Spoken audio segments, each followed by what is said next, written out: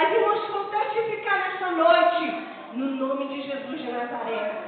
A irmã Fátima e em seguida a irmã Patrícia, em poucas palavras, porque o tempo é curto e tem os louvores e a ministração, aleluia, e vamos ser sábias em nome de Jesus.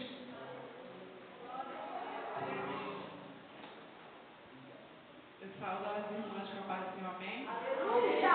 Glória! Em Mateus capítulo 6, versículo 33, diz assim: buscar em primeiro lugar o reino de Deus e a sua justiça, e todas as coisas vos serão acrescentadas. Amém?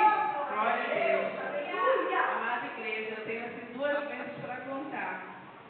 O Senhor tem sido assim maravilhoso comigo, né? Eu passei por lutas muito grandes, perseverei, né? Com muita dor, com muito sofrimento, mas o Senhor me deu vitória. E uma das vezes que eu gostaria de contar é que eu estava fazendo uma bateria de exames e apareceu, eu fiz uma mamografia e apareceu um nódulo no meu seio, né? E quando a doutora falou isso, eu disse assim, aí eu pensei assim comigo, eu digo, meu Deus, quem já passou pelo que eu já passei, esse nódulo não é nada diante do que o Senhor vai fazer na minha vida.